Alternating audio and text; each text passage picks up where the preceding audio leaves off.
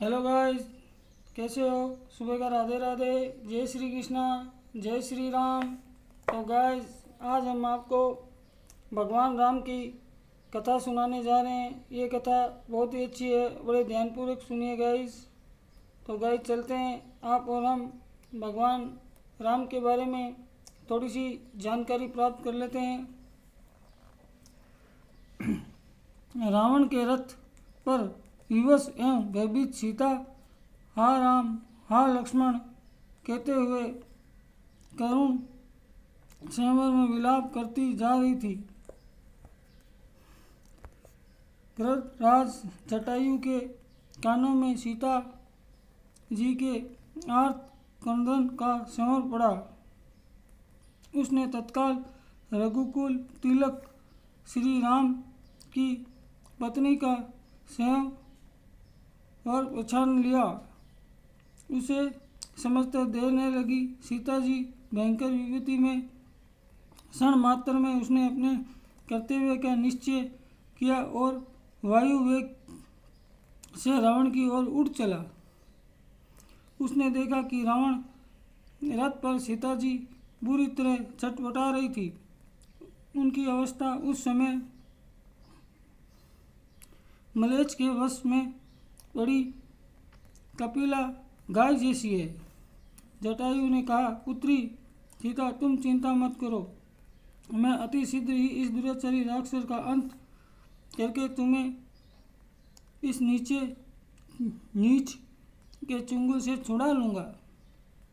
ऐसा कहकर वह इंद्र के वज्र की तरह रावण की रथ की ओर दौड़ा और रावण ने कहा, रे दुष्ट, खड़ा रहे, मेरे जीवित रहते तू श्री राम की प्राण प्रिया पत्नी को नहीं ले जा सकता।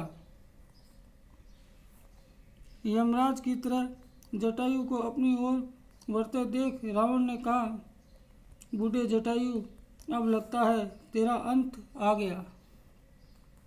तू शीघ्र ही मेरे इन तीखे बाणों से मरकर यमलोक जाएगा। जटायु ने क्रोधित होकर कहा, नीच राक्षस, तू मेरी सलाह मानकर सीता को छोड़ दे और कुशलपूर्वक लंका लौट जा, अन्यथा भगवान श्री राम क्रोधी राम में तेरा सर्वनाश हो जाएगा। इतना कहकर जटायु ने अपनी चोंच से रावण के बालों को पकड़कर उसे रथ से नीचे खींच लिया। रावण पृथ्वी पर गिर पड़ा। उसके बाद जटायु सीता जी को उतारकर एक ओर बैठा दिया। फिर अपनी चोंच और नखों रार से उसने रावण के शरीर को विदीर्ण कर दिया। क्षण भर मूर्छा के बाद रावण कुपित होकर उठा। फिर अपनी भयानक कटार से उसने जटायु के पंख काट दिए। जटायु श्री राम का स्मरण करता हुआ धरती पर गिर पड़ा और रावण सीता जी को पुनः रथ में बिठाकर उतावली से लंका की ओर चल दिया। इधर लक्ष्मण जी को अपनी ओर आते देखकर भगवान श्री राम विशेष चिन्हित हुए। उन्होंने लक्ष्मण से कहा, लक्ष्मण, तुम जानकी को वन में अकेले छोड़कर चले आए। वहाँ नाना प्रकार के मायावी राक्षसों का झुंड फिरा करता है। मेरा मन कहता है कि सीता आश्रम में नहीं है। फिर सीताराम लक्ष्मण के साथ लौटकर अपने आश्रम आए और आश्रम में सीता जी ने देखकर वे सामान्य वीर मनुष्य की भांति शोक करने लगी। यह वन की धूम लताओं से सीता पता पूछते हुए इधर उधर उनकी खोज करने लगी। आगे मार्ग में भरतराज जटायु मिला। वह भगवान श्री राम के चरणों की रेखा स्मरण कर रहा था। रक्त से डूबा हुआ जटायु मात्र श्री राम दर्शनों के लिए ही अपने प्राणों को रोक रखा था। भगवान श्री राम ने उसके पास पहुंचकर अपने कर कमल से उसके सिर का स्पर्श किया। श्री राम के दर्शन मात्र से उसकी सारी पीड़ा जाती रही। धीरज धारण जटायु ने श्री राम से कहा, हे नाथ, लंकापति रावण ने ये मेरी दशा की है। वह दुष्ट सीता जी का हरण कर उन्हें दक्षिण दिशा की ओर ले गया है। आप मुझे इस शरीर छोड़कर जाने की आज्ञा दीजिए।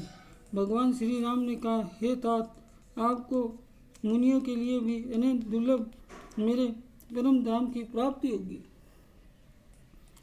इसमें मेरा आप पर कोई उपकार नहीं है, अपितु ये आपके द्वारा प्रहित में किए गए तन त्याग का परिणाम है। फिर सबके देखते देखते जटायु चतुर्भुज रूप धारण कर और भगवान की स्तुति करके परम धाम चले गए। तो गाइस, ये बहुत ही सुंदर कथा आज हमने आपको सुनाई भगवान राम और जटायु की। तो गाइस, हमारे चैनल को ज़्यादा से ज़्यादा लाइक करें, सब्सक्राइब करें, वीडियो देख के कमेंट करें, ताकि हम आगे का वीडियो आपके लिए और भी अच्छा बना सकें। तो जय श्री कृष्णा, राधे राधे, जय श्री राम। तो गाइस, आज के लिए इतना ही।